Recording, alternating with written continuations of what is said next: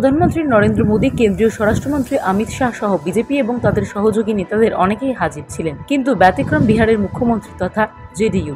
বুধবার বিজয়ওয়াড়ায় অন্ধ্রপ্রদেশের মুখ্যমন্ত্রী হিসেবে তেলুগু দেশম পার্টির প্রধান চন্দ্রবাবু নাইডুর শপথে দেখা যায়নি তাকে।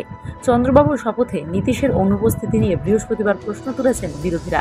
তাদের ইঙ্গিত, মোদীর মন্ত্রিসভায় নীতিশের দল দাবিমতো প্রতিনিধিত্ব পায়নি বলেই চন্দ্রবাবুর শপথ এড়িয়ে গিয়েছে নীতিশ। আরজেডি মুখপাত্র ইজাজ আহমেদ বৃহস্পতিবার বলেন, আমাদের নেতা তেজস্বী যাদব ভোটের আগেই এনডিএর অন্দরে মতবিরোধের পূর্বাভাস দিয়েছিল। ওদের শরিকি সম্পর্কে যা টানাপোড়েন চলেছে তা এখন স্পষ্ট। সূত্রের খবর, নীতিশ এবার তার দলের জন্য মোদী সরকারের রেলমন্ত্রীর পদ চেয়েছিলেন, কিন্তু মোদীর মন্ত্রিসভায় জেডিইউ এর একমাত্র পূর্ণমন্ত্রী রাজীব রঞ্জন ওরফে লল্লান সিংহ পেয়েছেন অপেক্ষাকৃত কম গুরুত্বপূর্ণ পঞ্চায়েতি রাজ এবং মৎস্য ও পশুপালন মন্ত্রক, আর একমাত্র প্রতিমন্ত্রী রামনাথ ঠাকুরের বরাতে কৃষি এবং কৃষক কল্যাণ। এই পরিস্থিতিতে বিজেপি নেতৃত্বের ওপর চাপ বাড়াতেই নীতিশ বুধবার বিজয়ওয়াড়ায় গড়হাজির ছিলেন বলে রাজনৈতিক পর্যবেক্ষকদের একাংশের ধারণা। বিহার কংগ্রেসের মুখপাত্র জ্ঞান রঞ্জন বৃহস্পতিবার বলেন, কেন্দ্রীয় মন্ত্রিসভায় পদ বণ্টন নিয়ে অসন্তোষের কারণে অন্ধ্রপ্রদেশে গিয়ে মোদীর মুখোমুখি হননি নীতিশ। প্রধানমন্ত্রী নরেন্দ্র মোদী, কেন্দ্রীয় স্বরাষ্ট্রমন্ত্রী অমিত শাহ সহ বিজেপি এবং তাদের সহযোগী নেতাদের অনেকেই হাজির ছিলেন, কিন্তু ব্যতিক্রম বিহারের মুখ্যমন্ত্রী তথা জেডিইউ। বুধবার বিজয়ওয়াড়ায় অন্ধ্রপ্রদেশের মুখ্যমন্ত্রী হিসেবে তেলুগু দেশম পার্টির প্রধান চন্দ্রবাবু নাইডুর শপথে দেখা যায়নি তাকে। চন্দ্রবাবুর শপথে নীতিশের অনুপস্থিতি নিয়ে বৃহস্পতিবার প্রশ্ন তুলেছেন বিরোধীরা। তাদের ইঙ্গিত, মোদীর মন্ত্রিসভায় নীতিশের দল দাবিমতো প্রতিনিধিত্ব পায়নি বলেই চন্দ্রবাবুর শপথ এড়িয়ে গিয়েছে নীতিশ। আরজেডি মুখপাত্র ইজাজ আহমেদ বৃহস্পতিবার বলেন, আমাদের নেতা তেজস্বী যাদব ভোটের আগেই এনডিএর অন্দরে মতবিরোধের পূর্বাভাস দিয়েছিল।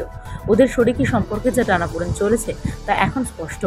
সূত্রের খবর, নীতিশ এবার তার দলের জন্য মোদী সরকারের রেলমন্ত্রীর পদ চেয়েছিলেন, কিন্তু মোদীর মন্ত্রিসভায় জেডিইউ এর একমাত্র পূর্ণমন্ত্রী রাজীব রঞ্জন ওরফে লল্লান সিংহ পেয়েছেন অপেক্ষাকৃত কম গুরুত্বপূর্ণ পঞ্চায়েতি রাজ এবং মৎস্য ও পশুপালন মন্ত্রক, আর একমাত্র প্রতিমন্ত্রী রামনাথ ঠাকুরের বরাতে কৃষি এবং কৃষক কল্যাণ। এই পরিস্থিতিতে বিজেপি নেতৃত্বের ওপর চাপ বাড়াতেই নীতিশ বুধবার বিজয়ওয়াড়ায় গড়হাজির ছিলেন বলে রাজনৈতিক পর্যবেক্ষকদের একাংশের ধারণা। বিহার কংগ্রেসের মুখপাত্র জ্ঞান রঞ্জন বৃহস্পতিবার বলেন, কেন্দ্রীয় মন্ত্রিসভায় পদ বণ্টন নিয়ে অসন্তোষের কারণে অন্ধ্রপ্রদেশে গিয়ে মোদীর মুখোমুখি হননি নীতিশ। প্রধানমন্ত্রী নরেন্দ্র মোদী, কেন্দ্রীয় স্বরাষ্ট্রমন্ত্রী অমিত শাহ সহ বিজেপি এবং তাদের সহযোগী নেতাদের অনেকেই হাজির ছিলেন, কিন্তু ব্যতিক্রম বিহারের মুখ্যমন্ত্রী তথা জেডিইউ। বুধবার বিজয়ওয়াড়ায় অন্ধ্রপ্রদেশের মুখ্যমন্ত্রী হিসেবে তেলুগু দেশম পার্টির প্রধান চন্দ্রবাবু নাইডুর শপথে দেখা যায়নি তাকে।